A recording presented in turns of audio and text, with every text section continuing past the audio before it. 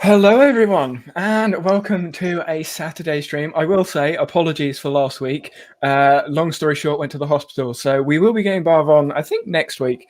Yeah, Cassie, What? yeah, no worries. Okay. But this week, we have Cassie joining us, and I have been following Cassie's channel for a while, sort of peeking in and out. And I thought, you know what, Notion, accountability, I like those topics. We need to have a conversation. So, Cassie, do you want to give a quick intro as to who you are, what you do, and yeah. So hi, I'm Cassie. I run a coaching business called Accountability Muse, and I help creatives overcome procrastination and resistance due to chronic illness, invisible disability, trauma, mental health issues, the whole shebang. Basically, I'm anti-hustle culture, and I want people to live their lives while being productive. Like the whole point is to be happy and to live your life, as opposed to, do the thing, crank the widget. I hate that stuff. Oh yes. I feel like that is going to be something that a lot of people will agree with. I am curious actually before I start getting nosy. Gary V's content king geez. thing. Is I it a yes actually, or a no? I have only like peripherally been aware of Gary Vaynerchuk through like Amy Landino and some other people. And whatever I hear of him, I'm like, I'm not going anywhere near his content because it would trigger me. So I'm just like 40-foot pole. I'm good over here in my little disabled corner, just chugging along. It's good. Oh yeah. I think there is a love-hate thing with Gary Vee sometimes.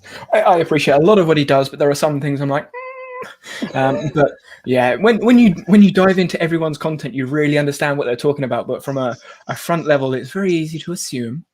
Yeah. So to sort of get it out of the way, because I know you use Notion. Do you what is in your? I'm going to call it a toolbox. I use toolbox as a overall thing. What is in your digital toolbox when it comes to task, project, calendar, note management stuff? Technical term there. Yeah, it's pretty much almost 100% Notion at this point to manage everything, and I absolutely love that. As for other stuff, Gmail, Google Calendar, I use Acuity Scheduling and Squarespace. The animation software I use in my dance teaching life is called Keyframe Pro. That's really fun. It's where you can like easily frame through things and draw on the screen, and you can even do ghosted frames so you can show how things are moving through space. I'm quite the nerd. I'm an Android user and a PC user and PC master race because I can't use a controller for the life of me. So when you say PC, is that Windows or Linux? Because I know Tora, who's in Windows. chat, is Linux. Yeah, Okay. yeah. I'm not that far off the deep end, although my partner is a programmer. He uses Windows, but like he keeps corrupting me. Like I was fine with my low res TV before I met him, and now I have standards for my technology that costs money. It's frustrating. Yeah. I am curious then on the tech front then. You mentioned you use Notion. I assume you're going to be a PC user, or are you a tablet, iPad person, a phone? PC. I've got a laptop. I would like to get an iPad someday for other purposes, like creative purposes, but no, I've got a PC laptop. Yeah, it's starting to bite the dust. However, it can't quite handle my robust working life anymore, and it is quite sad. Everyone in chat, be quiet. Oh no. My laptop's like 4.5 years old. Yeah, and it's running literally everything. Yeah, it's been replaced like 2 years ago. Yeah, I use OBS Studio in my coaching calls with my clients. And I have this like lap desk right here that has those weird fan things that you can just plug in with the USB cord. And I find if I don't actually use that sad cooling system, my computer can't handle OBS virtual webcam. And it hurts. My computer my laptop can load OBS. that's about the extent of it, really. It can load it. Ah. If I have absolutely nothing running on my computer other than OBS, so like not even like an empty notepad, then I can start recording like stupid frames a second. It's so bad. Hence the StreamYard. Yes, StreamYard is fantabulous. That's how I hosted my first webinar. I'm like, I'm not going to pay an arm and a leg for a webinar software. I'm just going to do my first webinar on live stream on Facebook like a potato. And it's converting like gangbusters. It's excellent. I mean, the way I look at it, I mean, if Seth Godin can use StreamYard for years, I'm good with Bingo. that. Bingo. StreamYard did a conference, and he was one of the members talking, and I was like, Oh, wow. well, if he taught, yeah, it was a great conference. There were loads of people on there. Most of them I've already spoken to because I'm a content creator nerd as well as like productivity nerd, and the rest of it I'm a just nerd in general. Yeah. Same. Sporty nerd. I will add that in there because I feel like people assume I don't know anything about sports, and I'm like, no, my whole life has been sport up until like 1 year ago. What's your main sport? Currently football because it's the only one I can play. Trampoline was my first sport, so yeah, bit of a different one out there. Yeah, trampoline's my first sport. So doing somersaults, multiple somersaults is great fun. And then handball's the other one. So I know we've got a couple of German fans in the chat, and they know exactly what handball is. It's basically, I describe it as rugby and football indoors. But yeah, I'm here for it. Bit of a side. Meanwhile, I'm just over here dancer. I'm just like, I'll be over here with my music. Although, because I am 5'11", I can be used as like a way to clear the floor by my partner if they so choose. Like if they lead me to kick my leg out, I'll like clear out 3 couples. It's quite problematic. Well, I mean, I did dance at school. I think because I trampolined, well, did and still do, and gymnastics was in my background. Pointing toes, I can do that. I'm hypermobile, so pointing toes, I can do that. My dad can drum, so I had rhythm, and all the other boys in the class were just like, it was like they didn't like not 2 left feet. It was just worse. So I was always if it was a case of there's a lift in there, they'd pick me because I was the one that could lift, but also had some sort of rhythm. It's like, yes. Not because I'm any good at dance. I mean, I got an A, so must be sort of good. But yeah, the funny thing about being hypermobile is like you tend to be a klutz, and then everyone's like, "But why are you a dancer?" It's like, well, when you're a bendy kid, they're like, "Ooh, they're bendy," so it's either gymnastics or dance, right? And then what my experience is, if I'm focusing on it, I'm quite coordinated. If I am not devoting 100% of my brain power to being coordinated, I bruise everything constantly. Don't even get me started with this. I mean, so my football as a traditional thing in coaching, they say stretch before the game, and everyone's in a circle, like trying to touch the floor. Well, they're trying to touch the kneecaps most of the time. I'm sitting there like palms on the floor. I'm like, am I stretching yet? Yep. What's the point? I am curious, as a musical individual, I guess I'll say, do you listen to music when you're working, when you're studying?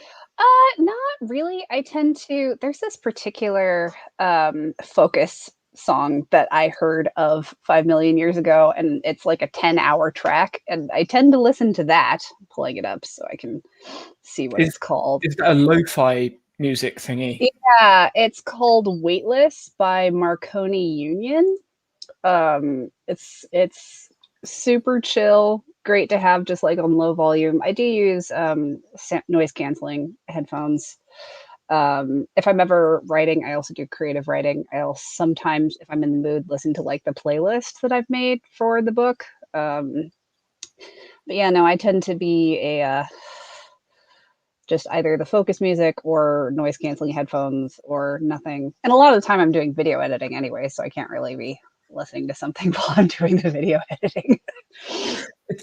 It's one of those things, I think, because a lot of the work that I do, and obviously you do, I need to listen to something, like whether that's video editing or I'm consuming a podcast or something and taking notes on it. I'm like, I can't listen to music whilst doing that. I mean, those in chat will probably know, but I'm deaf. I'm deaf in this ear. One of the part of the reason I went to hospital. But I can only focus on one thing. So when people say, "Oh, do you have background music?" No. Too much information. No. Yeah. Information overload. Especially for me, like if it's danceable, because West Coast swing, you can dance to basically anything in 4/4 timing. If I can dance to it, I'm going to be dancing in my head as opposed to, doing the work. I don't stop moving if it is. You give me a beat. I will say hello to everyone in chat. I've seen all the names pop up. Pauli, good to see you. Torrent, I said hello to you already. Gail, I'm sure Gail's in chat. Yeah, Gail's there as well. Good to see you all. If you do have any questions, just dump them in, as I think majority of you know. So we sort of went over. I like to call them squirrel moments. Hence the squirrel logo. Oh, yeah. I'm good at those. Yes. And so I spoke with a guy called Brian Jenks about neurodiversity and thinking all out there, and I'm curious because I know you work with disabled individuals. I don't want to say a word out of turn. If I do, let me know. But with all the different types of individuals that I assume you work with, are there certain tools or habits or things that you see working with different types of people that you sort of like trends? What sort of trends do you see with things people maybe struggle with, or guidance you give when it comes to managing how they actually do stuff? Mm-hmm. Yeah, so that's like giant can of worms conversation. And I will say I'm not like any sort of like licensed person when it comes to neurodivergence, but I do tend to draw people that are on the autism spectrum or have ADHD. And those actually tend to like manifest higher in various chronic illnesses. So like I actually listened to an interesting podcast the other day where they're starting to find that if you have hypermobility, you're more likely to be neurodivergent and vice versa. Which is fascinating. I'm like, tell me more. Our brains are literally different. Awesome. I want research now. Right. But I actually just did a new video this past week that it seems really simple, but I use a whiteboard on my wall for my time blocking, because even though I don't technically have ADHD or am autistic, I do tend to present with some neurodivergence because of my chronic illnesses and my history of trauma. Like I'm hypervigilant to a fault. It's terrifying.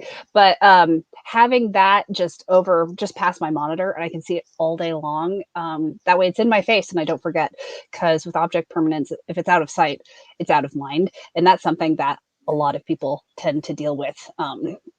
So oftentimes I'm like, did you make a Post-it note and put it in your face? That's something I'll tell my clients. And then the other thing that's great about having a high touch coaching program, because it's mainly a coaching membership, so people get to talk to me all the time. I help with that reminder part.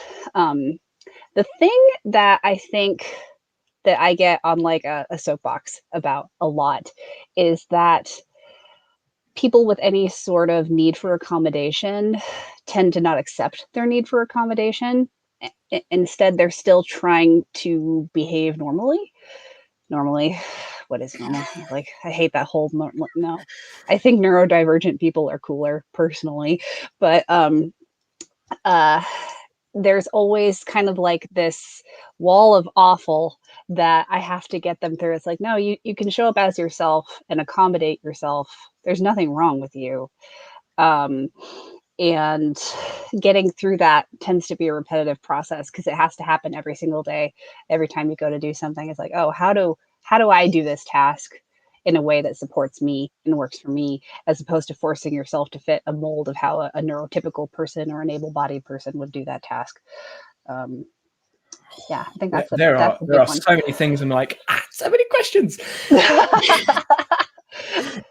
I guess the first thing I want to sort of riff off of is I have watched the videos, and the one with the whiteboard intrigued me, because you said you use Google Calendar and then you do it on your whiteboard, and I assume you don't have Google Calendar up on your computer for that reason. Yeah, because like I have Google Calendar just to keep track of appointments, because like that's how people schedule with me through Acuity, or if I have doctor's appointments, that kind of thing. So, or like super big important reminders like, hey, your passport is expiring this November. That kind of stuff lives in my Google Calendar, but I'm rarely just in there. It's not helpful. I do have like a widget on my home screen on my Android phone, so that way it's also kind of like right there every time I open my phone. So that's helpful. Google Calendar widget. Yeah, yeah. And I wish they had a week view Google Calendar widget on Android. That would be, or just a 3-day view. I would love that so much. I'm a very visual person, so just like the list schedule on the Google Calendar widget is like, this is meaningless. It looks like it's all back to back to back to back, but it's like, oh no, I don't actually have an appointment until day after tomorrow. Thanks, Google Calendar. I'm intrigued because obviously Notion doesn't have a weekly view right now. Yeah. Do you use a board? Just pouring lemon juice on my wounds, sir. I actually have been starting to adopt some of Marie Poulin's Notion workflows. I signed up for her amazing course, Notion Mastery, and I've been really liking her today, tomorrow, later board view way of arranging tasks. So that's what I've been playing with recently. And then also varying DUE date from DO date. And most of the time I'll apply a DO date. It's like, do this thing today. Okay, thanks, bye. Is that from August Bradley or from Marie? That's one of those things that I learned so long ago.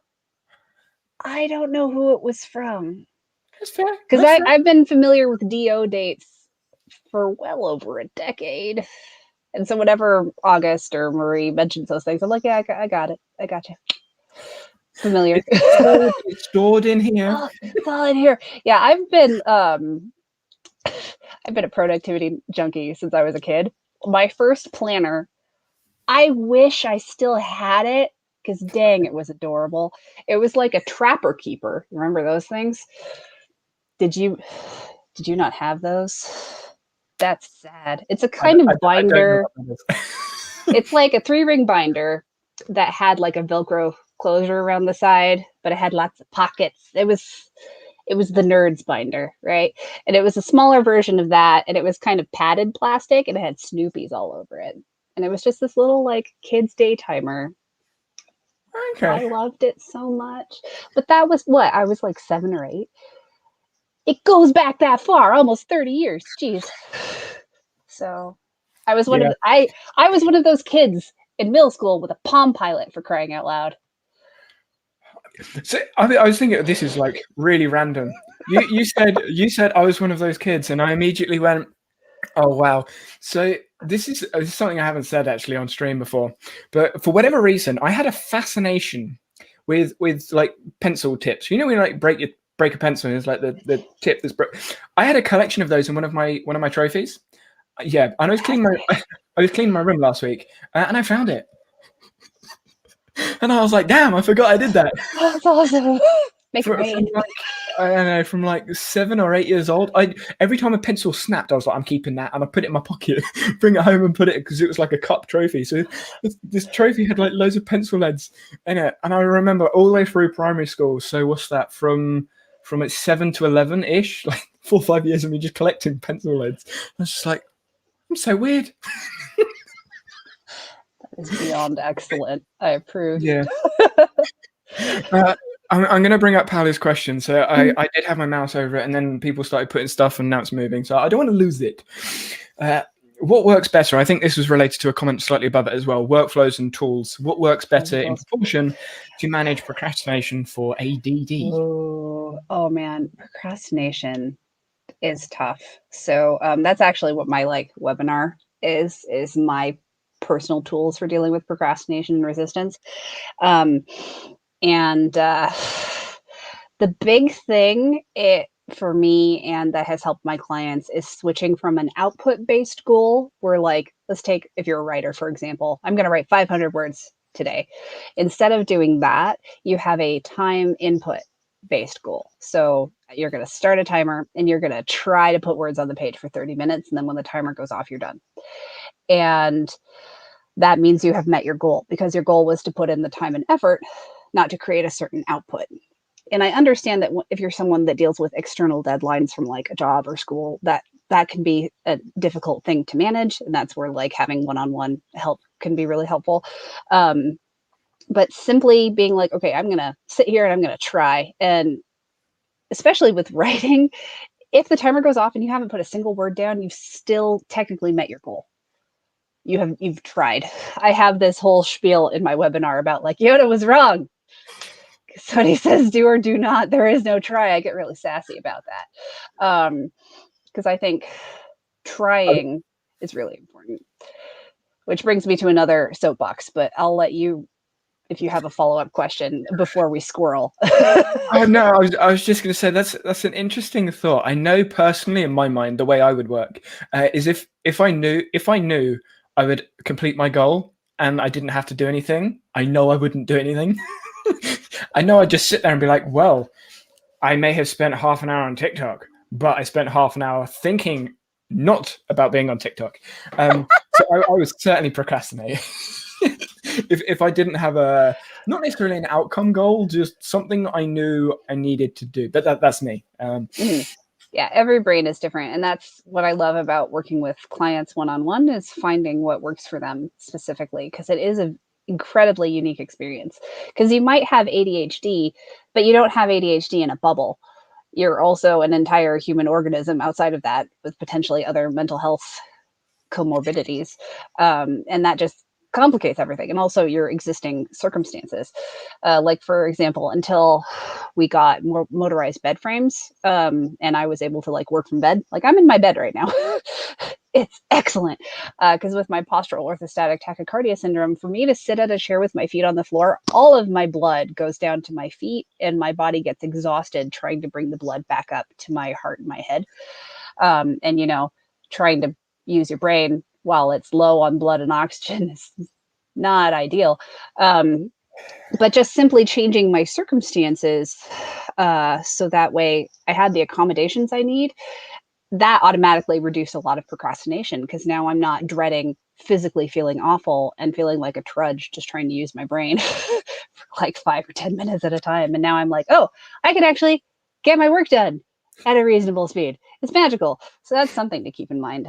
And then the other big analogy I use, like Jessica McCabe of How to ADHD, great YouTube channel, she calls it the wall of awful. I tend to call it the Swiss Alps. It's a bad pun. I warned you. But the idea that there's this giant mountain range between you and actually doing the work of your task that you're trying to start. And there are steep peaks, cliffs, pits of despair. That's where because it's a Swiss cheese pun, Swiss Alps, holes. Anyways. I got it. I got it. Okay, cool. I just want to make sure to explain it to make it less funny. So never explain a joke. If it falls flat, just keep going. That's my mentality. If the joke falls flat, just keep trekking as if everyone understood. Yeah. Because what we tend to think is that there's just nothing in between you and actually starting a task, whatever it is you're procrastinating on. But that's not necessarily true, depending on who you are, how your brain works, whatever kind of like baggage you've got. Your Swiss Alps between you and starting the task might be huge. And that's why I talk about putting in time and effort over an outcome goal, because you have to spend time and effort to cross the Swiss Alps before you can start. And that takes a different amount of time, depending on the person, depending on the day, depending on the task. And it still happens for me. Like I have a writing project right now for a client, and it's not necessarily a project I enjoy working on until I've like kind of gotten into it for like half an hour or so, and I resist doing it. So I'll just like rage against the machine for a little while until I can start actually getting into it. But I allow myself that moment of raging against the machine before I start, instead of just assuming or expecting myself to just be able to flip a switch and start being productive on that project. That's a really interesting point, actually. So with so many things going through in my head. I mean, you said you don't sit on a chair. I'm sitting on a chair, but my legs are like crossed. I'm sitting cross-legged on my chair. So yeah. Yeah. Some people can't even get like one leg on the chair. I'm sitting there like cross-legged, sitting on my feet underneath like pillows. Yeah. Anyway, Yeah. I'm bendy enough, but chairs just aren't big enough for all of my legs. I have lots of leg, and there's just not enough surface area on those chairs.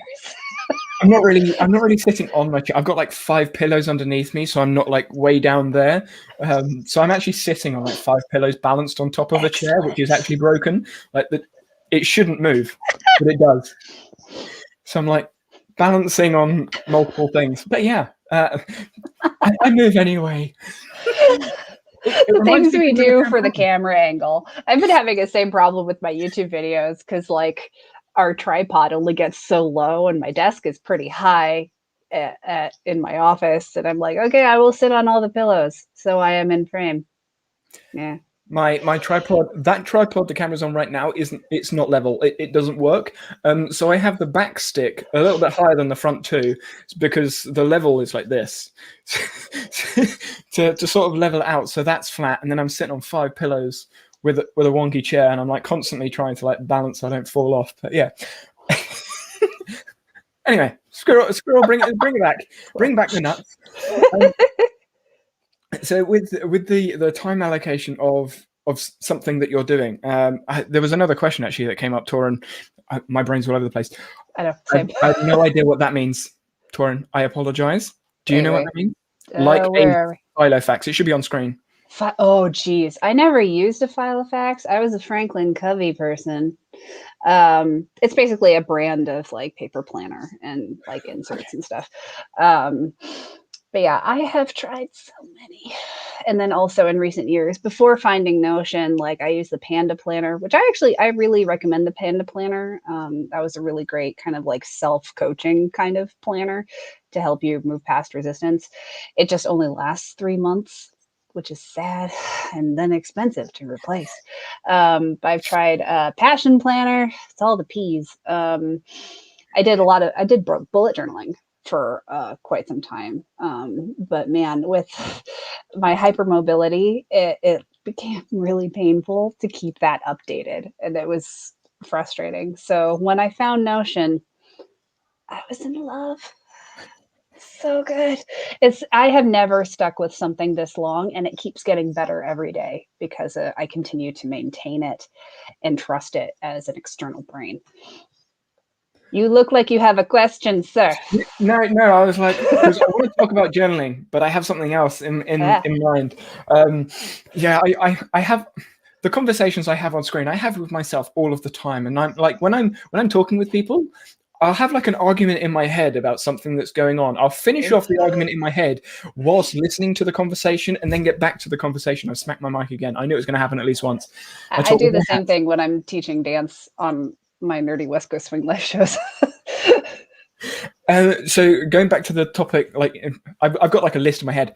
The starting of a task, the switching a switch, I think is what you said, or turning the switch.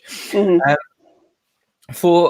For the people that you work with, how long does it take for people to flip that switch? Is it like a 5-minute, I need to psych myself up? Is it a whole, like, I need to do prep? Or is it just a bang, I can go? Oh, that's interesting. So I don't have like exact statistics because more often than not, they're doing the work and then they come back to me a day or two later and we're talking about it. It's very rare that I'm like actually in the moment with them. Although that is something that I encourage them to reach out for help, because I have a Discord server for our private community. And I'm like, if you need help in the moment, like just use the Discord, people.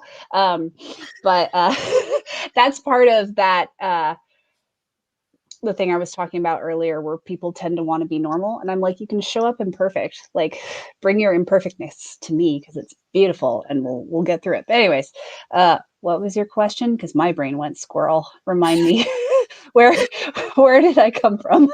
Hello, Kevin. Good to see you from Florida. And it was about sort of how long it takes someone to flip the switch. Oh, gotcha. 5, 10, yeah. Yeah, You just yes. needed that little bit, like, Yeah, exactly. So it really depends. Something that I've been coaching one of my clients through is actually using somatic stimulation to help change their autonomic nervous system state to help them change what they're doing. Because one of the things that compounds the starting thing is task switching, right? Because I don't know, basking, batching, I can words. Batching tasks is actually something that like I know can help a lot of people, but it doesn't work for me. I tend to need to have different stimulation throughout the day, so I tend to do different things. But switching from one type of task to another adds to that Swiss Alps situation. And so one thing that I've been coaching some of my clients on is actually changing your physical state to help. And that actually comes from uh, understanding complex trauma and being in a freeze state, because often with the fight or flight system we think of only fight or flight, but there's fight, flight, freeze, and fawn. Freeze is basically where your body plays dead, and it's very hard to move, and you often, if you notice you're in a freeze state, something you can do is just literally try wiggling your finger like the bride in Kill Bill, right, when she's trying to come out of her coma. Wiggle your toe, wiggle your toe. It's like that. But doing stuff like that can help them change tasks because they're stimulating their body and trying to actually change their nervous system, not just what they're thinking about. That can be really powerful. So I know you asked about specific times, but it's different for everybody. So like for me, I'll sometimes need a half-hour break in between things.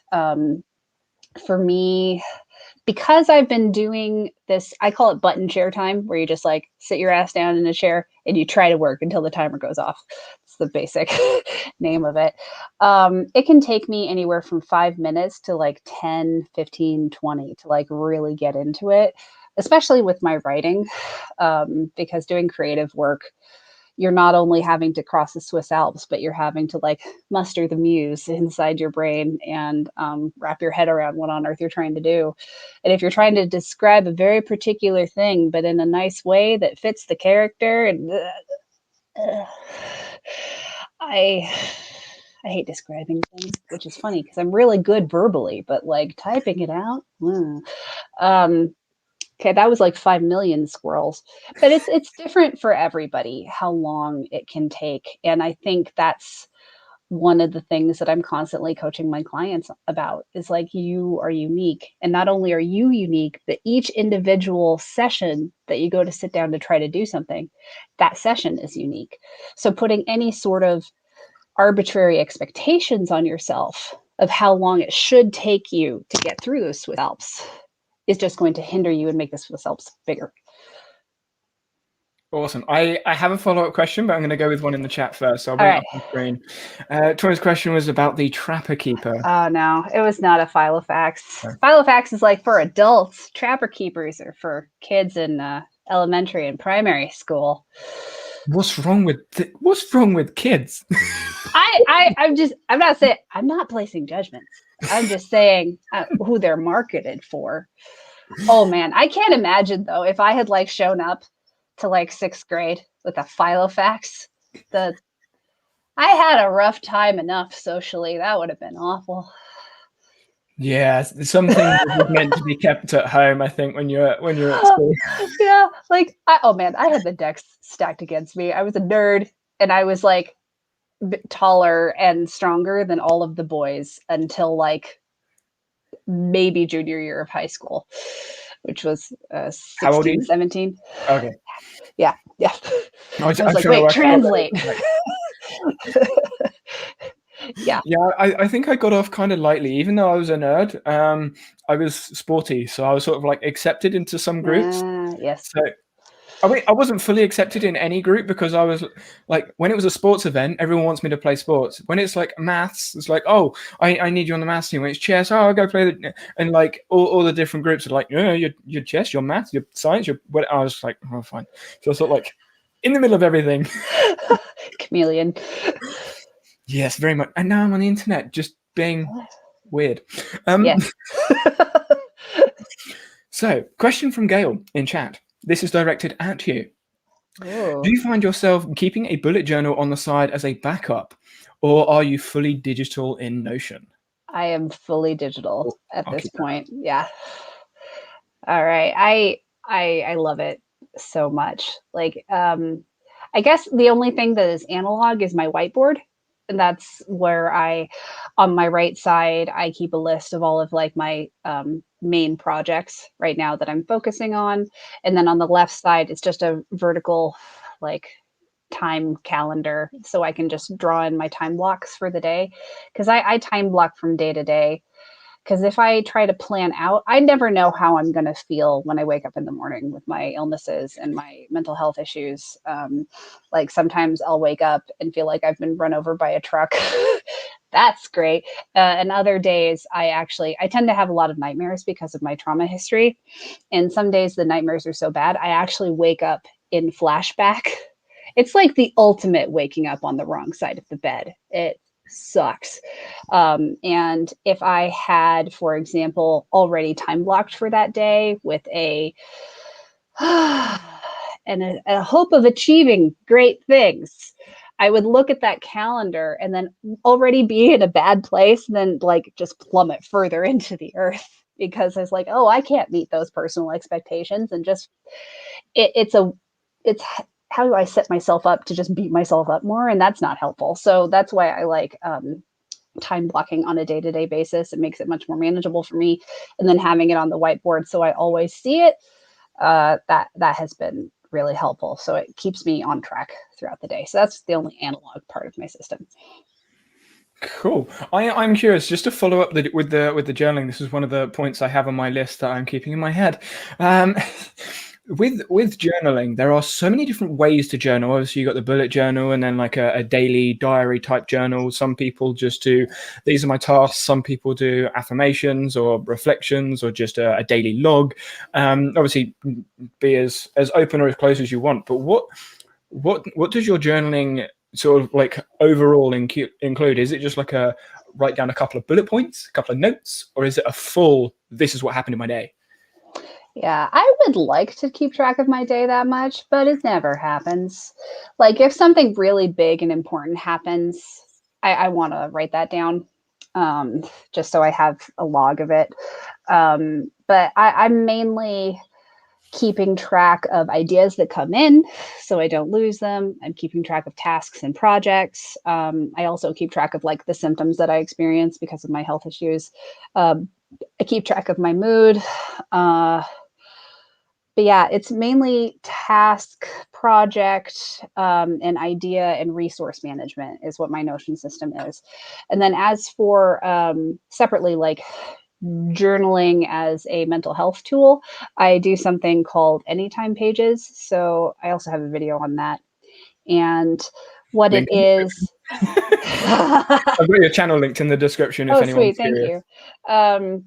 Yeah, it's a tool, and I do it by hand because personally, I just find that if I need like a mental health treatment kind of journaling, writing by hand helps me get to where I need to go faster, but it's also possible to do it typing. Like, I understand writing by hand hurts. So, but I set a timer for 20 minutes and I write stream of consciousness without stopping about whatever's bothering me or whatever question I have.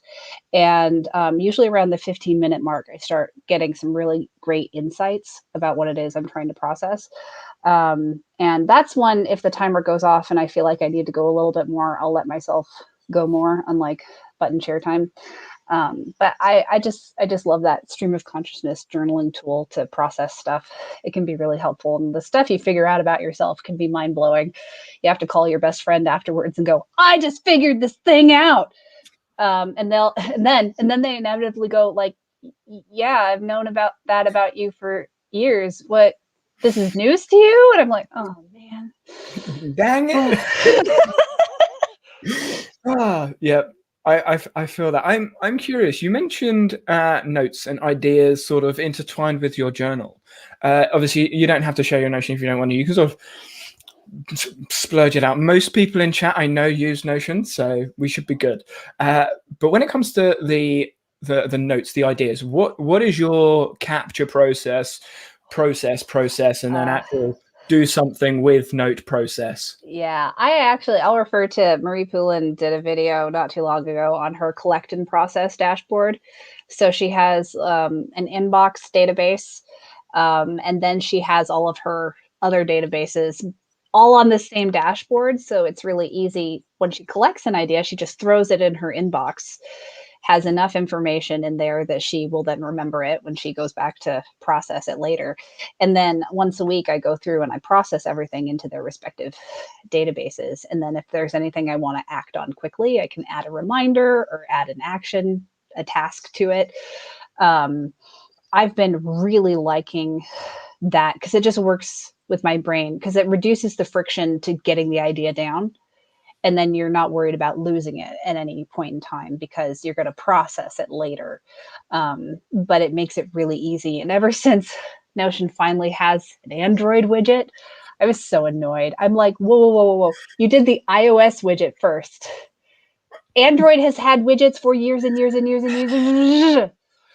I was so annoyed. But anyways, now I have like my favorites list on my phone homepage, and my collect and process dashboard is one of the first things linked. So it's really easy for me to just go blink, add in a thing, and just go on with my day. And the same with any sort of web, like the Chrome add-ons extension. That's the word I want, where it's really easy to just save a web page.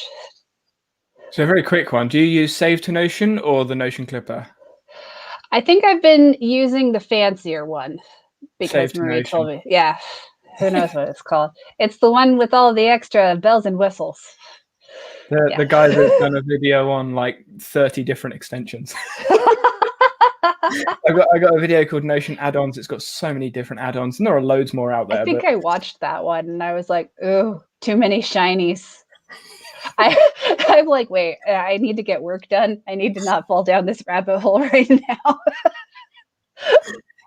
That is literally the epitome of every Notion user. When they think of something or see something, they're like, okay, there goes a day.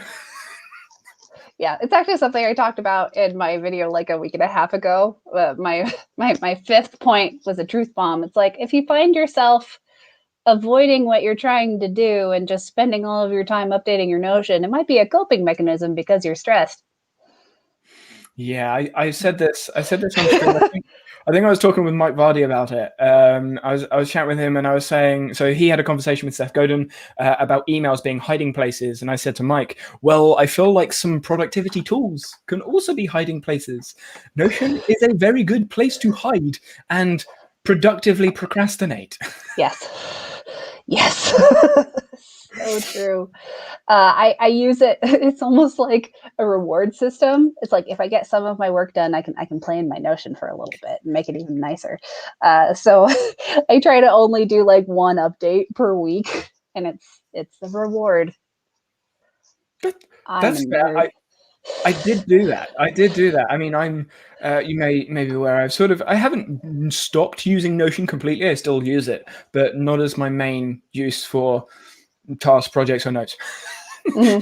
So, yeah, you switched to Obsidian, right? Yeah. I watched your video on that. And I'm like, what is this? And like, I was afraid in the background. I'm like, no, don't tempt me.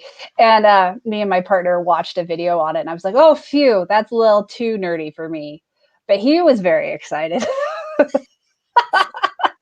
Yeah, that was actually going to be a follow-up point to with your notes. So there are so many ways of dealing with notes. Building a second brain, you have like Roam Research is obviously bidirectional links, filtering links, and go all in query land. Or you could go Obsidian, you still have the bidirectional links, and you can have multiple panes up and all over the place. And then like RemNote and MyMind and insert loads of other application names to do all the things. Do you do anything sophisticated, advanced with your notes, or is it literally just digital paper? It's pretty much digital paper. I think what has been more helpful to me is getting more nitty gritty with my databases. So I think right now I have a knowledge hub, I have an ideas database, but those are like the two main things. And I like the way Marie Poulin talks about it. It's like your knowledge database is information that comes from outside of you, and your ideas database is stuff that comes from inside of you. And just so it's like it's either in or out.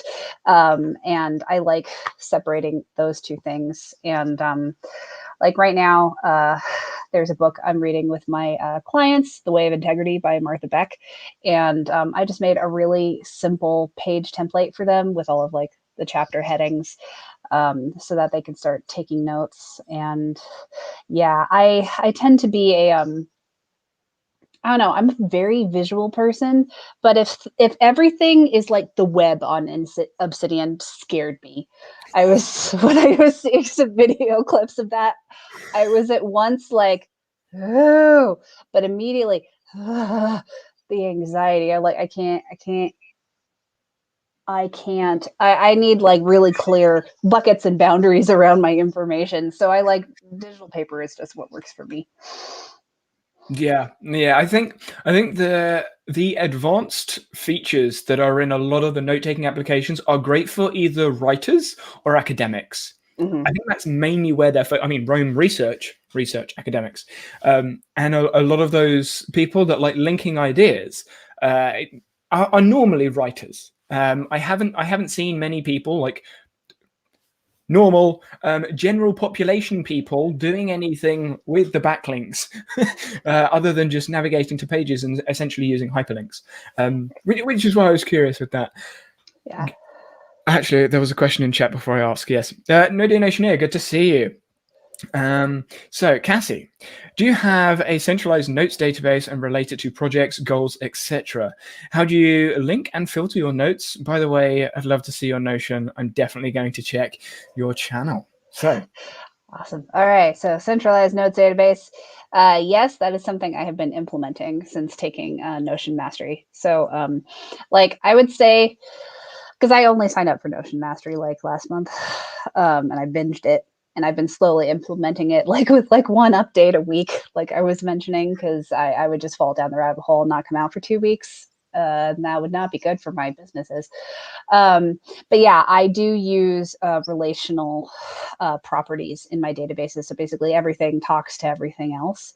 And one of the things that's helping me relate ideas instead of like backlinks is having a master tag database, and a master people database that I just filter differently.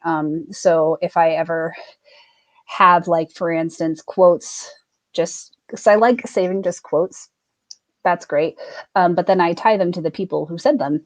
And then if I ever want to like pull up that quote for any reason, like I'm writing a YouTube script or something, I can see that it's attached to this person. And then I can go to that person and see all the other quotes that are attached to that person and notes and stuff. That's how the ideas relate to in my brain, and it works really well. And also, like, I am a writer, and I have one of those brains that just kind of does that in the background. I call it marinating. So I tend to like my brain does that on its own. And if anything accumulates into an idea that's worth pursuing, then I put it in my inbox and I process it later and apply an action to it. All right, let me reread the question, make sure I covered it all. Yeah, I know you'd love to see my Notion. I didn't have the time to put together like a non-personal shebang to show on a live stream today, but I will be showing more of my space on my YouTube channel going forward. So yeah, I'd appreciate the subscribe. You can see my kind of beta version of my bullet journal system in one of my older videos, but that has recently been updated because I'm continually iterating my system. That helps with the stimulation part because I like new things, but it keeps getting more efficient, which I really appreciate. yeah, I think I've said multiple times in multiple streams with like Notion related content, your Notion is never finished. You are never finished. Yeah, that's one of the things I love about it because it's just refreshing and fun. Yeah, I mean, I think because I used it for so long, I've used it for 3 years, almost like from beta, almost. Oh wow! Yeah, and it got to a point where if I wanted to change something, I just have to change the whole system and just do something else. I mean, I had formulas related. I had like formulas reliant on roll-ups of relations, like all over the place. It was just, let's do it because why not? In one of my videos, I think it was one of the recent videos, I made Mario in Notion a while ago, and I included it in a video. And I got a couple of people message me. It was like, was that Mario in Notion? I was like, yeah, I made it because I got bored with inline maths. Complete waste of time. But and I wonder, is one of the reasons I moved away from Notion, apart from all the reasons I've given in like the 2 videos I've done on it and people still don't like it, is that Notion is very easy to get distracted in. Do you have an internal thing that makes you go, I'm not going to play with Notion, like you said earlier, I need to get this done before that? Or do you try and like minimize your dashboard so there's less to play with? How do you manage not? So yeah, one is just I have built up a habit muscle of being able to focus. So like the story of me building this business that I now run comes from my own history with severe depression and inaction. Like I literally spent a decade of my life like not doing anything. And that was in part because of my invisible disabilities. Like I couldn't work. I was just at home. It was miserable. And it took me a long time to climb out of that hole. And it was literally my button chair time method that I developed for myself to get me out of that. And it started really simply as 1 hour every weekday working on the book that I wanted to write. And that was like all the productivity I did for like a year and a half. And it felt like I wasn't getting anywhere. Like, yeah, I was making progress on the book, which was great, but in comparison to the rest of my life, it felt like nothing. But then I hit this like tipping point where it started to snowball. And in the past few years, I'm just night and day a different person. I'm so much more productive. So a lot of that is the habit that I've just built into my system. And I often relate that back to self-trust, which is like a great big topic we could talk about if you want to come back around to that later. But as for specifically in Notion, what I do is I like building dashboards where actual work gets done. So I'm still playing in Notion, but I'm actually doing work. So for example, I built a content planning dashboard, which is a way for me to take ideas for videos that I have in my ideas database and port them over to my content planning database in a really great workflow. And it's fun. I love it. And it makes it really easy for me to just like plan out my next 8 videos, for example. So yeah, building dashboards where I'm actually doing work and actually getting my work done while also playing in Notion. So do you use calendar view in those dashboards, or are they list board? Like, what's your preference? Yeah. So right now it's here. Let me see if that's something I can share. Let me take a quick gander. Because I know you mentioned earlier with the Google Calendar, you're not a fan of just like listing stuff. Yeah. So yeah, I think this is okay. Oh no! Now where did you go? I have so many things open. All right. Share screen. Don't show these tips again. What were you gonna say? I was going to say I try and minimize the amount of stuff I have up when I'm streaming, because if I do decide to share something, my laptop turns into a little bit of a rocket. Starts trying to like take off of my desk with the fans. That's awesome. So, all right, can you see my screen? I can. Do you want me to share it? Yes, please. Yeah. Always like confirming before just poof. I appreciate it. So this is my content planning dashboard right now. And over here, all of my ideas. I have this little button for like, if I know it's an idea I want to be talking about soon. And that helps. So like, I'm actually going to be next weekend planning my next 8 videos. And so look, this is already 4 video ideas that I just have to port over and turn into titles. And then over here is my actual content planning. And I have this template button, boom.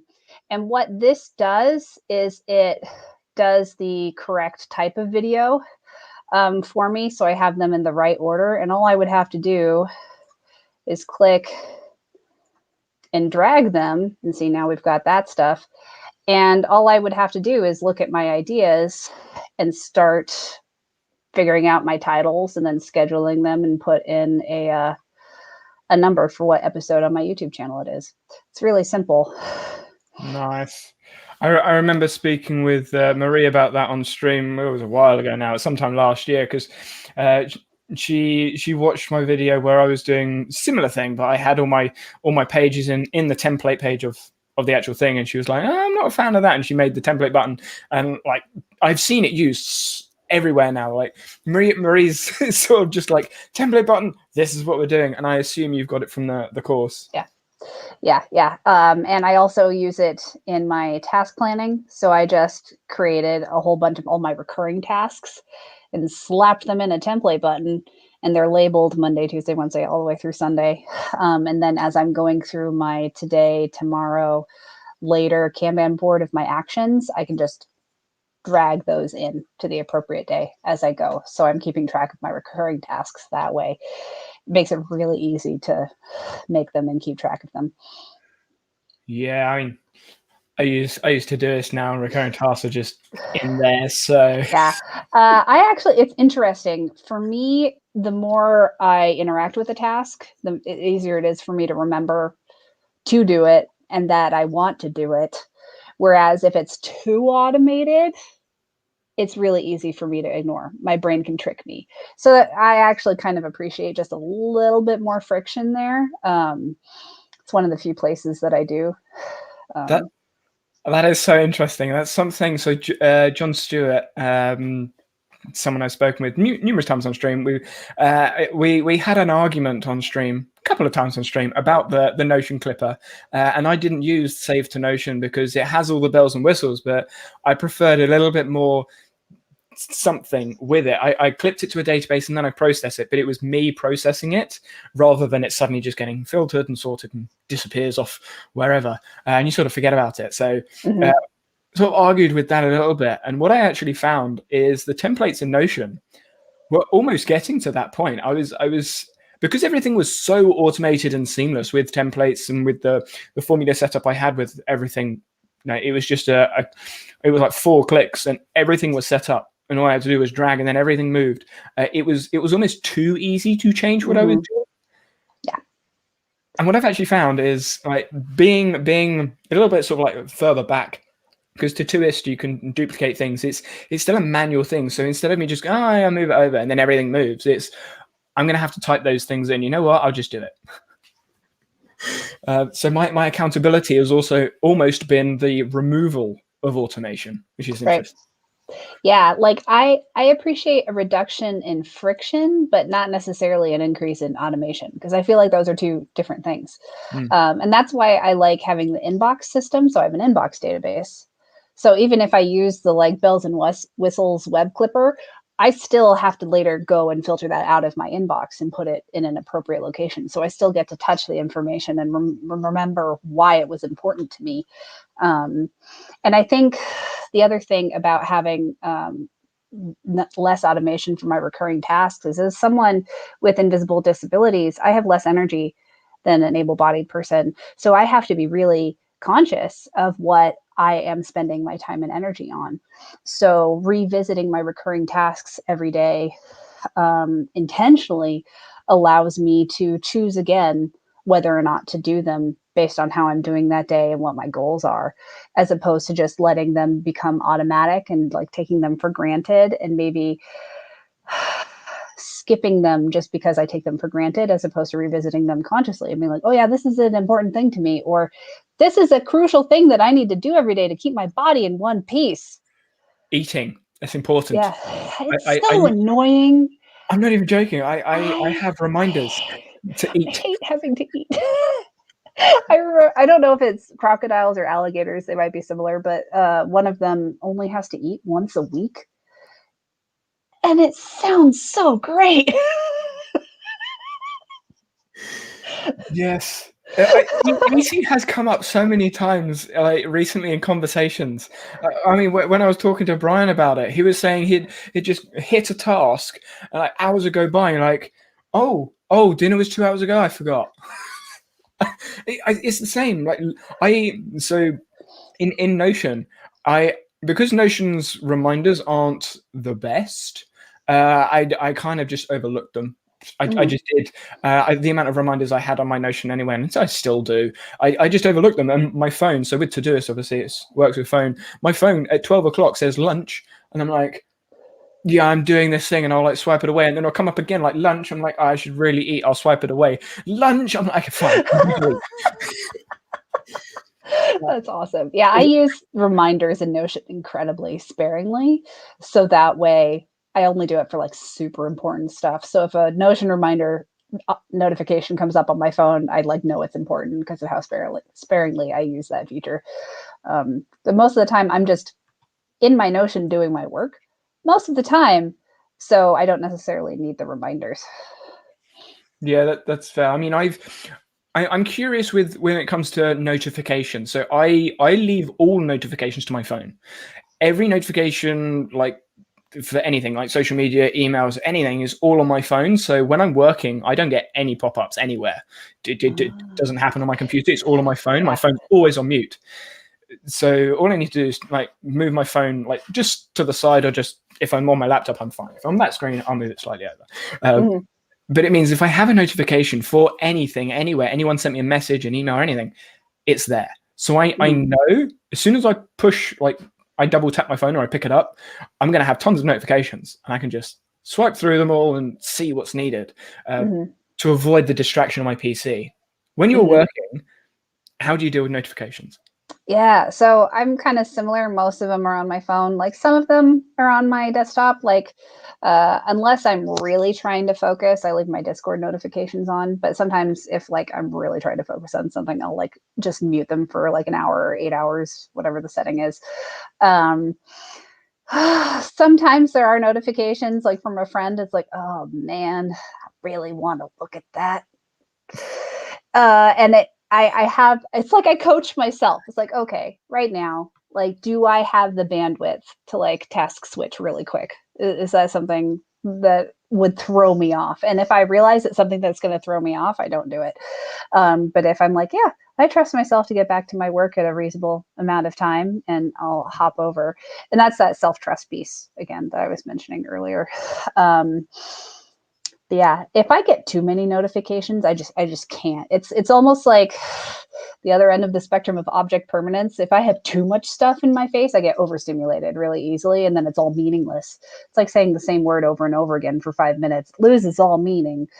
That's how I am with never-ending notifications. My partner was frustrated because I stopped wearing my smartwatch when lockdown started. I'm like, what's the point? Like, no. It's just been gathering dust in a drawer. And I'm like, I'll get back to you. I'm 2 rooms away. If you really need me, Shout. You can come poke me. Did that answer your question? I know I squirreled a little bit. I think so. I am curious though. So when with your devices, whatever it happens to be, do you use a time tracking or an action thingy, something like what is it, rescue time or something like that? Yeah, I use the forest timer, and it has the one function where it won't actually let you leave the app without killing your trees. I'm at the point where I can trust myself enough that it's fine. I don't use that function anymore. I just love growing the cute little cartoon trees. It's satisfying. Yeah. Okay, I'm yeah, because I have Action Zone, which is a Google thing on my phone, and it's purely there out of curiosity. I didn't realize, like when I started looking at it, that it actually shows you notifications as well. It gives you a count of the notifications from each individual app. The horror. I did not realize I got that many notifications. It doesn't feel like it. But, you know, I get like 7,500 notifications from Twitter a day. Yeah. I'm glad I'm a baby Twitter person. Yeah, I get I don't like think I could handle that. YouTube a day is just Like when you followed me this morning, that was like one of 3 Twitter notifications I've gotten all week, and I'm good with that. I have 115 notifications since we've been live. I mean, I don't know what they are. Like these YouTube, WhatsApp, and Twitter. I would self-combust. Let's see, how am I doing? I've got 1, 2, 3, 4. You can count them. I rely on the number on my screen. Yeah, I've got 9, sir. It's by design. Boundaries are my friends. No, I rely on the number on my screen. I'm not counting those. That's the one benefit of having like a super niche. Like, I'm glad that I could only blow up so far. Or at least it's going to be very, very slow. So I'll be able to handle it. I mean, a lot of them are just my curiosity. I just want to know. I'm just nosy. I'm a nosy person. I will say though, with a lot of the notifications I get, they're saved. Like if there's a point to them, I'll save them. So Twitter, I'll bookmark everything, and at the end of the day, the bookmarks will actually be processed in some way or another, either put into a note system or it'll be a video, and I'll go to the watch later. My watch later. If YouTube didn't have a watch later, I would never get anything done. I do reset on YouTube every like 10 minutes when I got notifications about it. There's a couple of questions in chat. I've got 2 more things on my list in my head. That is why I love, I assume, keto so much. Diets, nutritional differences. Do you know what keto is? Oh, unfortunately, yes. Reduces the eating decisions. Eventually, you could eat once a week with work and training. Not with the amount of energy I expend. Yeah, I need that fuel for the brain. I don't know. I have a history of eating disorder stuff, so I tend to be anti-diet to a raging, flaming fault. But yeah, it took me a long it took me a long time to build my relationship with food, but it's actually, I love my relationship with food now. My only caveat is that I still have gastroparesis. That hasn't gone away, which basically means it takes forever for my stomach to empty into my small intestine. It's annoying. So like you saw me, I had that smoothie right before we caught on. It still feels like it's here for me, and it was a liquid meal. I hate it. I want to eat once a week. That would be great. but I would fall into disordered territory, and then I would not be human anymore. Yeah, I mean, I think because of the amount of energy I expend, I really don't know what would happen. Really don't know what would happen. It kind of relates to one of the points I want to talk about as well. But I'll answer Get Girl's question in first. Another one directed at you, which is good. Do you incorporate widgets into your Notion? For instance, a Pomodoro timer. That was one of the points I wanted to bring up, so we can just like tail. I'm curious as to how you manage Notion and keep it a tool and not a distraction. Gotcha. Yeah. So I don't use any like widgets that partner with Notion. Not as of yet. Like maybe once the API comes out, that might change. Yeah, no widgets. I also I don't necessarily need the API. It might be something like I'll play with someday. It's pretty simple. As for keeping it a tool and not a distraction, that comes back to the self-trust issue, and this might be a good time to get on that topic. And then having dashboards where I'm actually doing the work, so that way I'm getting to play in Notion, but I'm also getting my work done too. Yeah, I mean, if you want to talk about some self-trust, go. All right, cool. So learning about marketing, right? When you're a business person, one of the things I'm learning is I have to teach people what transformation am I providing? And I think I finally the thing that I help people go from is stuck, not able to do anything.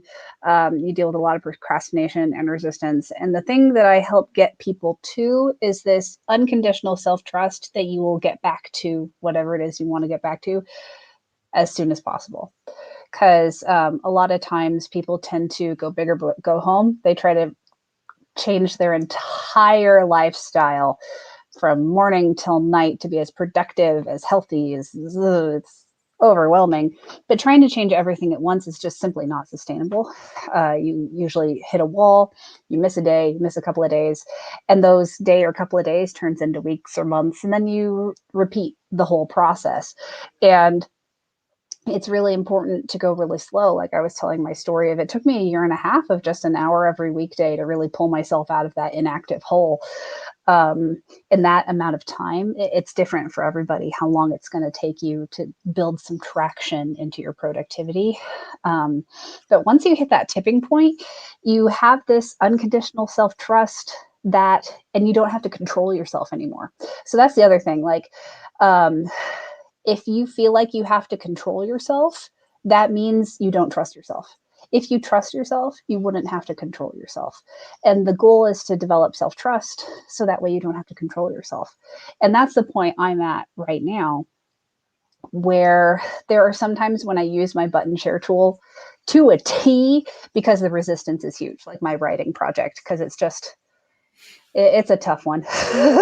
I'm basically rewriting from scratch a friend's nonfiction parenting book, and they are excellent at what they do, but their writing is a little jumbled, so I'm just rewriting it from scratch so it makes sense. But that is like pulling teeth, because that's really intense brain work, and to get myself to do it, I have to use my button share time method. I also do Pomodoros, so I'll do like 25 minutes, 5-minute break, 25 minutes, 5-minute break.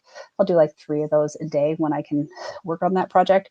But it's very rare that I have to use those tools now, because I simply trust myself to do the work. And so I don't necessarily have to worry about distractions anymore, because if a notification comes up or a distraction happens, I am present enough in the moment to be like, oh, do I want to deal with this right now? Will I be able to get back to what I was doing in a reasonable amount of time? And if the answer is yes, then I'll engage with the distraction. And if the answer is no, I'm like, I'll get back to you later. And there's no emotional strife around it anymore. But getting to that place just takes a lot of time and dedication to hit that tipping point that I was talking about. Oh yeah, completely agreed. And something that, so I'm going to try and link things together because this is my brain. You mentioned probably about an hour ago now about time. I thought I'd have a look just as a mental check, because time just flies. Yes. You mentioned about task switching, and I asked about how long it takes to sort of like change. And what I had in my mind was the Pomodoro technique, because some people use 25-5, 35, 40-10. And that's where the time numbers, which is why I sort of phrased the question the way I did. And I'm curious with your self-trust with a Pomodoro timer. Is it the external sort of like the timer that's needed to make you go, oh, okay, I need to swap tasks? And then sort of as a second bit with the trust, is there a question in your head of, can I trust myself to go back to this once I've taken the break? Mm-hmm. Yeah, so that's a huge part of the self-trust. So we'll talk about the writing project. It's like pulling teeth for me right now. So I use the timer method for that because it feels like pulling teeth. It's very hard to get myself to get going, but once I'm going, I'm usually pretty good. But I also know that the way my brain works, if I'm trying to work for a prolonged period of time, like do a Cal Newport deep work session, for example, that's hard on my body and brain because of my illnesses. So I like breaking it up. Unless it's video editing, I find that meditative and soothing. I can do a 2-hour video editing session, no problem. But with really intense work like the writing project, I like breaking it up into chunks. And right now it's just 25 minutes because that's what I did in my OBS. So when I'm in my co-working channel in my Discord server with my clients, they can come in and out of the video call co-working session, and they can see if I'm in a work thing because it's got a timer going next to my webcam. And that's just set for 25 minutes right now. And it's kind of tedious to set up other times. So that's simple. But yeah, it comes back to like, do I trust myself to get back to it after the break? And if the answer is no, I'll probably do a longer session and set a different timer. But if the answer is yes, then Pomodoros are great for when you want to put in a lot of time on a on a tough task, but give yourself breaks throughout. Yeah, like I'm just like the dog. Yes, yes, yes. Churchill. There we go. I was like, what's the name of the dog? Churchill. Yeah, it's interesting with the Pomodoro timer. I personally can't stand them. For me anyway. It's either I'm working or I'm not. My energy levels are a little bit different to a lot of people, which is like the other point I want to riff on in a second. But with the Pomodoro timer, with working to a time, do you have a sort of so the fudge ratio is something Thomas Frank spoke about years ago in his videos, where essentially he goes, okay, I think this is going to take me an hour. I'm going to add 10% on the end because it's probably going to take me longer than that. Do you do anything like that when you're planning out a session? Do you go, okay, this may take me 25 minutes, but I'm going to give myself a little bit longer? Or do you avoid that because of what you said earlier about I'm going to work this time? That's another deep one. So it depends. So I love and hate those two words. So on the one hand, like more often than not, I'm focusing on the time and effort. So it's all about the time, and I don't care how much I get done. But that's for more like long-term projects. Like for right now, the writing project, for example, I've been working on chapter 6 for like a month. It's been a long, but then I went and looked, I said, oh, chapter 6 is just the longest chapter in the book. I felt better about that at that point. But as for things where I am trying to get something done in like one session, like editing a Nerdy West Coast Swing replay, I have done that enough now that I know that that'll be done in under 2 hours. For people who, especially for my clients, because often that fudge ratio is designed for able-bodied and neurotypical people, right?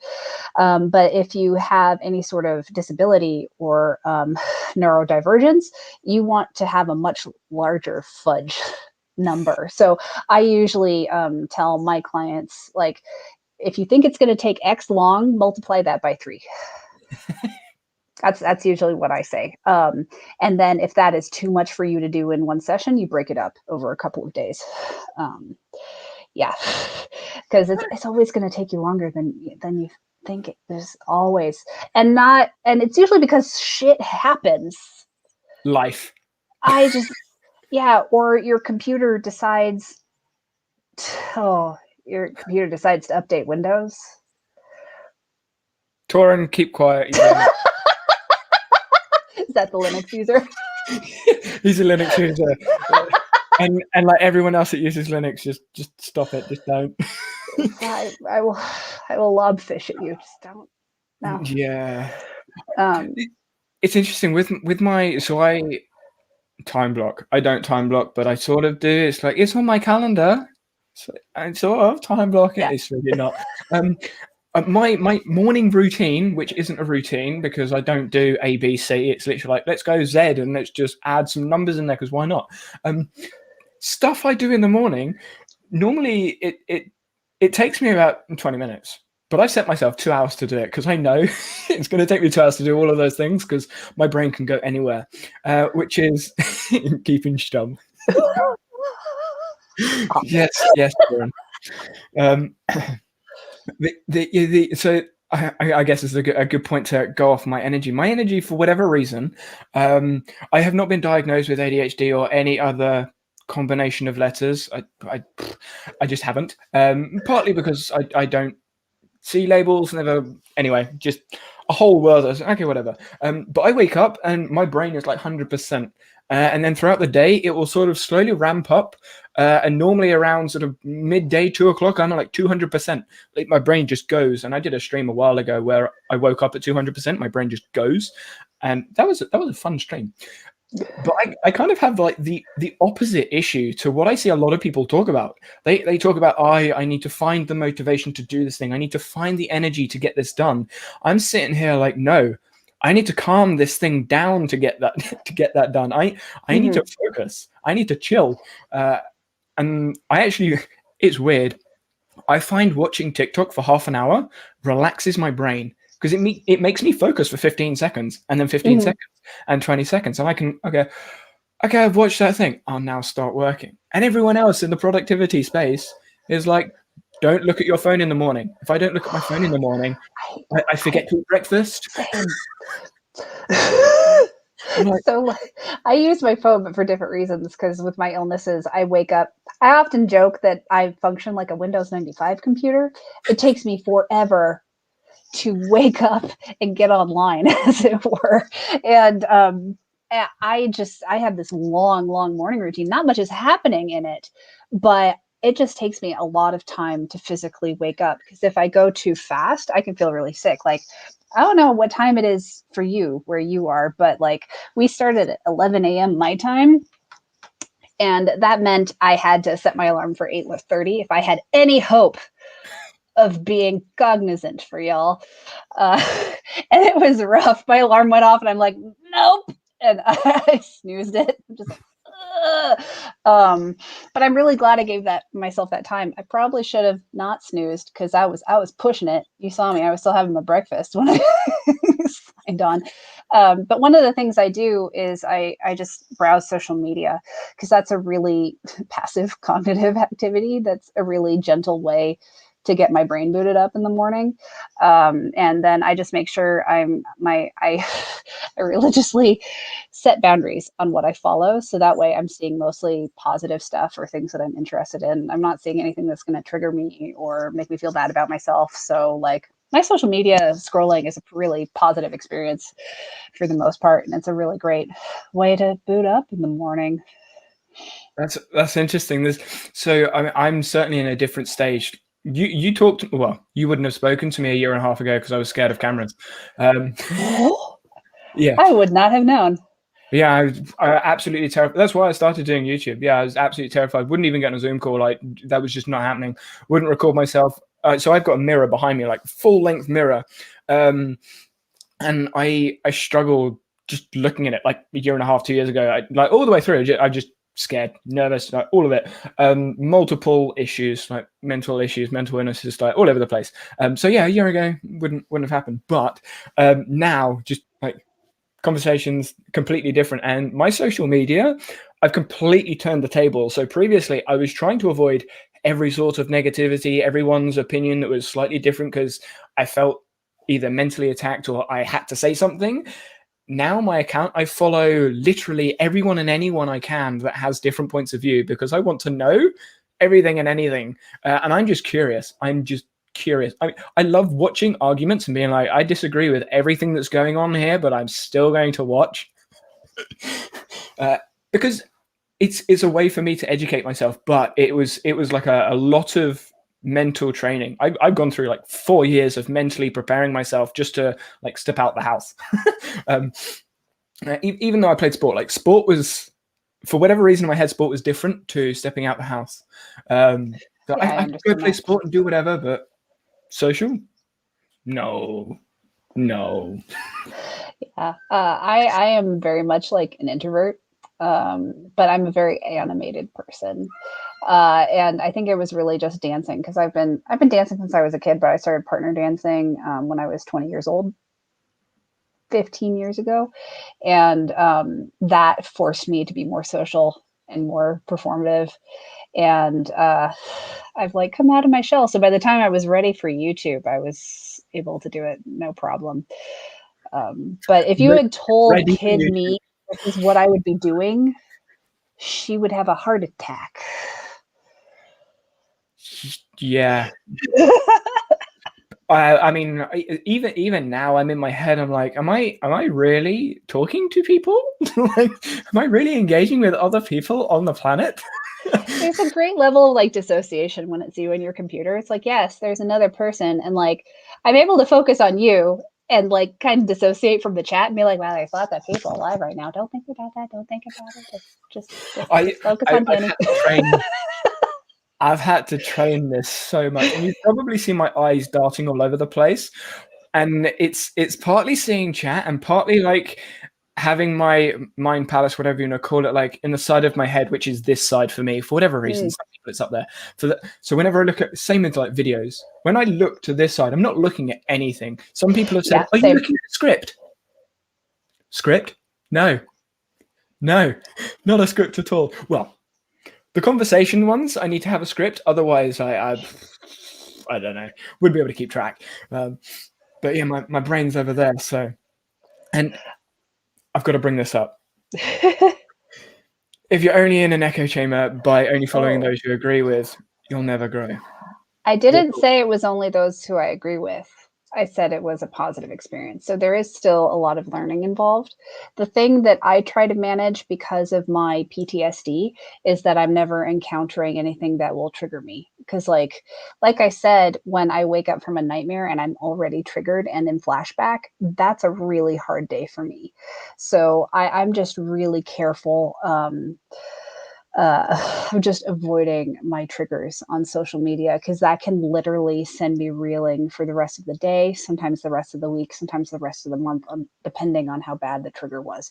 So one of the things that I do, like especially on TikTok, I love learning about other things that I didn't know about or some views that I may disagree with. But I try to do that in small doses because sometimes, especially like for instance, around the finishing of the Derek Chauvin trial recently and stuff like that, like I'm trying to stay on top of all of that. So I'm informed. But it was such a hot topic. It was like almost every TikTok on my For You page because that's stuff that I care about. And I'm like, okay, I think I know enough. I can stop so I can take care of my mental health too. And as someone who is also part of several, like the one thing I've got going for me is I'm very, very, very, very pale, but otherwise I'm like in a fair amount of marginalized groups because I'm a woman, I'm fat, I'm disabled. And so it can be hard to know where my place is, where I can do things to better the world, even though I'm also part of marginalized groups.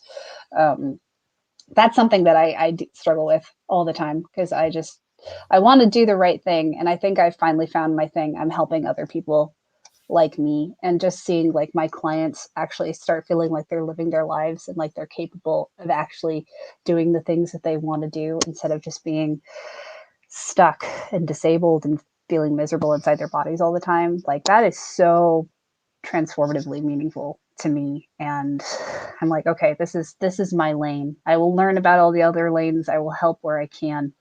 But this is the one where that gets most of my focus because I can have the most impact here. Did you see Torrens' comment that I put on screen? Okay. Yeah, sorry. Like I said, I am hyper vigilant. I'm a very defensive person, and that is also a trauma response. So that was my trauma response talking, not necessarily a negative reflection on you. But thank you for clarifying. I just thought I'd put that up just as a bit of a. I appreciate that. Yeah, just you be you. I said that. Yeah. Was it last stream or those? Oh, I can't remember. I talk to myself so much I forget. Was I talking to myself? Was I talking to a person? Was I live? Was it a video? I don't know. Yeah. And sometimes I might have just been talking at the wall, for a video. Who knows? There are so many clips that I take out of those videos. I'm like, that was so stupid. Yeah, but it's fun. One thing I'm curious to sort of like start to finish up on is the future of technology and tools in getting stuff done space. Obviously, Google Assistant and all the high tech glasses that Microsoft coming out with, visualizing and touching and all the rest of it. Where do you see? What do you think would be useful in productivity in getting stuff done space for general population, and where do you sort of see that tech going? Oh, that's an interesting question. It's not necessarily something I've considered too terribly much. For myself, because I'm such a visual person, I feel like having 3 dimensions for that visualization would be helpful. So like if my Notion databases were like 3D holographic buckets around me that I could physically put in places, like your mind palace, but external. I think Cool. I would really enjoy that. A VR brain note-taking system. Yeah. And you could actually literally build a VR mind palace that you can walk around. Ooh. That's cool. Yes. Let's go with that. I think what's what is frustrating me is so many of the tools are designed with a very particular workflow in mind, or designed to be used in a very particular way, which is great for neurotypical people. Like there tends to be more or less two camps: the people that like a predetermined solution, and that's great. And there's everybody else who are like, my brain is different, I need this to be specific to me. And that's where great Notion fills a really big hole. And but then the problem is it is so customizable. Where do I start? And not being afraid of asking for help and getting more personalized solutions instead of just downloading template after template after template and just becoming a hoarder of digital Notion information. Um, so I think it's going to be, especially as more information about neurodivergence is coming out and more people are becoming familiar with that, I'm hoping that solutions will start tailoring to that and normalizing that and accommodating various needs that are different from able-bodied or neurotypical people just significantly more normal and common, to the point that someone might not necessarily need to ask for too many specific accommodations at their workplace just because accommodations are the norm for everyone. That's something I would like to see. Um, yeah. Yeah, that's awesome. I don't know how long you've got. I forgot to ask beforehand. Oh, I'm good. I Yeah. mean, the only thing that's like a little weird is it's springtime over here, and my nose is just wanting to run. That's the only thing that wants to run right now. So Okay, I'm gonna ask one more question then. Unless anyone else has something burning that they wanna get done, put it in chat. When it comes to neurodivergent individuals, I asked Brian this as well because I'm curious. Like I've mentioned, uh, I see a lot of people that are younger generations, younger than both of us, and they're moving forwards, and a lot of them, they're very scatterbrained. It's not necessarily their ADHD, but their attention spans are very, very low, and the behavioral traits of a lot of younger individuals, you look at them and go, they look like someone my age that has ADHD. There's a lot of similar traits, and it might not be. It might just be the way they're growing up. Do you think the way the world is moving forwards, the way of technology, social media specifically, and everything else in general, do you think anything is pushing people not necessarily away from neurotypical, but towards habits that are more stereotypically seen as neurodivergent? right. Oh, that's a really interesting question. So the one side of it is 'cause some people think we're just like overdiagnosing ADHD these days, and where I fall under the camp, it's like it's always been at that level. It's just now people are more, they can see it, and it's easier to get the diagnosis. I actually saw a chart the other day of like prevalence of left-handed people, right? And about a century ago, when it was suppressed, thought like bonkers to me that like, oh no, you can't be left-handed, that's bad. I'm like, why? Who cares? I mean, yeah, your ink will smear on your hand with those older pens. That's about it.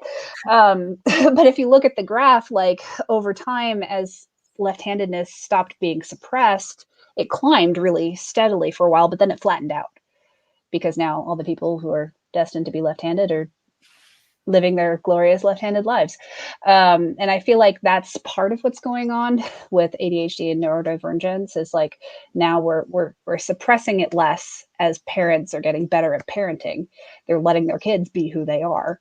And parents are better informed and the medical staff are better informed so they can identify it earlier. Because I know a lot of people, a lot of millennials and Gen Zers are only discovering they have ADHD when they're adults, because when we were kids, that information just wasn't there. So part of it is like less that I don't think there's necessarily more people with neurodivergence. It's just like we can now see it for all that it is. So there's that. As for how our society and culture, so hustle culture, capitalism, don't like it. like we're raised to be these productive cogs in a wheel, and that's like our reason for being. And it just keeps getting worse from a young age. I remember when I was in college and I had to my boss for some reason just wanted me to look after her like nephew or something for the afternoon while I was doing it. Was weird. But I was talking to this kid in 5th grade when I was in college, and he was telling me about everything that he was learning and working on. And granted, this was like 2007, people. Like, and I'm just like, you're doing what now in 5th grade? And not only was it the content itself, but it was the amount of it. And I was like, no, you are a child. Why? And I can't imagine how that has escalated to now 2021. They're building like whole computers and like 6, 7 years old probably. I know. It's like they're coding downloading games. Kung I don't even Fu know into Neo's brain. Just like, So I think part of it, yes, is how we're raising children. We're just like, we're jamming them full of information at a really fast pace and then expecting them to be mini adults too early. And like, and I don't necessarily see it. Like, I can understand where the attention span thing is coming from, because yeah, the way we interact with the world in this day and age, we tend to need a shorter attention span because there's just so much information. And training yourself to have a longer attention span as just like a skill that you have so you can focus on something for a longer amount of time, I think that's important. But I don't think it's necessarily like like people tend to make a lot out of it, you know, because like I would be sad if I didn't have the fast-paced skills of someone who needs to live in this day and age. Like, those are important skills to have, but so is being able to focus. So I like finding balance between those that works for me and my lifestyle and what I'm trying to accomplish. Yeah, really, really good answer. It was just a curious question. It's one of those questions that I ask myself that I'm curious about, and I'm just get different perspectives on. So, but yeah, I haven't seen any other questions pop up in chat, and it is closing on 9 o'clock for me. That's PM. All right.